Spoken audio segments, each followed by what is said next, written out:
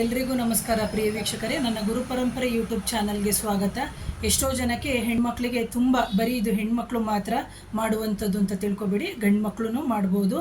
ಮದುವೆಗೆ ಅಡೆತಡೆಗಳು ಜಾಸ್ತಿ ಆಗ್ತಾ ಇರುತ್ತೆ. ಅಂತಹ ಸಂದರ್ಭದಲ್ಲಿ ನೀವೇನು ಮಾಡಬೇಕಾಗುತ್ತೆ ಅಂದರೆ, ಶಿವನ ದೇವಸ್ಥಾನಕ್ಕೆ ಹೋಗಿ ಪ್ರತಿ ಸೋಮವಾರದಂದು ಅಂದರೆ ಬೇಗನೆ ಎದ್ದೇಳಬೇಕು, ಶುಚಿರ್ಭೂತರಾಗಿರಬೇಕು. ಆದ ನಂತರ ನೀವು ಶಿವನ ದೇವಸ್ಥಾನಕ್ಕೆ ನೀವು ಹಾಲನ್ನ ತೊಗೊಂಡು ಹೋಗಬೇಕು. ಹಾಲನ್ನು ತೊಗೊಂಡು ಹೋಗಬೇಕಾದ್ರೆ ಅದಕ್ಕೆ ಸ್ವಲ್ಪ ಪ್ಯಾಕೆಟ್ನ ಕಟ್ ಮಾಡಿಕೊಂಡು ನೀವು ಮನೆಯೊಳಗಡೆ ಒಂದು ಡಬ್ರಿನ ಅಥವಾ ಪಾತ್ರೆ ಅಂತ ಏನು ಹೇಳ್ತೀವೋ ಅದಕ್ಕೆ ಹಾಕೋಬೋದು. ಇಲ್ಲದೇ ಇದ್ದರೆ ನೀವೇನು ಮಾಡ್ಬೋದು, ಅಥವಾ ನೇರವಾಗಿ ಹಸುವಿನಿಂದ ಹಾಲನ್ನ ತರೋದಾದರೆ ಅದಕ್ಕೂ ಹಸುವಿನ ಹಾಲಿಗೆ ಒಂದು 8ರಿಂದ 10 ಎಳ್ಳನ್ನ ಕಪ್ಪೆಳ್ಳನ್ನು ನೀವು ಹಾಕಬೇಕಾಗುತ್ತೆ. ಹಾಕ್ಬಿಟ್ಟು ಆ ಅಭಿಷೇಕಕ್ಕೆ ನೀವು ಕೊಡಬೇಕು.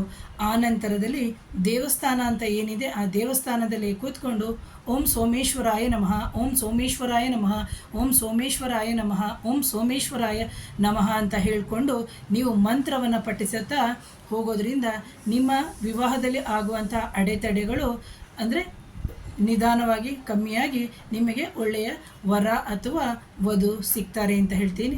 ಇದನ್ನು ಎಷ್ಟು ದಿನ ಮಾಡಬೇಕು ಅಂತ ಕೇಳಬೇಡಿ ಮೇಡಮ್. ಅಂದರೆ ಮೇಡಮ್ ಅನ್ನೋಕ್ಕೆ ಕೆಲವ್ರು ಕೇಳ್ತಾರೆ ಫೋನ್ ಮಾಡಿ, ಎಷ್ಟು ದಿನ ಮಾಡಬೇಕು ಮೇಡಮ್, ಎಷ್ಟು ದಿನ ಅಂತ. ಸತತವಾಗಿ ನಿಮ್ಮ ವಿವಾಹ ಸೆಟ್ ಆಗೋ ತನಕನೂ ಅತ್ಯಂತ ಸರಳವಾಗಿ ಪ್ರತಿ ಸೋಮವಾರ ನೀವೇ ಹೋಗಿ ಖುದ್ದಾಗಿ ಹೋಗುವಂತಹ ಸರಳವಾದಂತಹ ಪರಿಹಾರ. ಅಷ್ಟೇ ಭಕ್ತಿ, ಶ್ರದ್ಧೆ, ಪ್ರೀತಿ, ನಂಬಿಕೆಯಿಂದ ಮಾಡಿ ಪರಿಹಾರವನ್ನು ಮಾಡಿಕೊಳ್ಬೇಕಾದ್ರೆ ಯಾರ ಹತ್ರನೂ ಹೇಳಬೇಡಿ, ಗೌಪ್ಯವಾಗಿ ಇಟ್ಕೊಂಡು ಮಾಡಿ.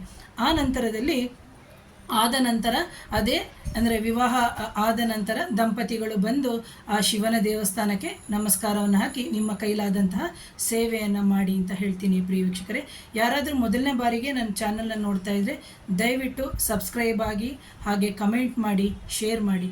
ಥ್ಯಾಂಕ್ ಯು ವೀಕ್ಷಕರೇ.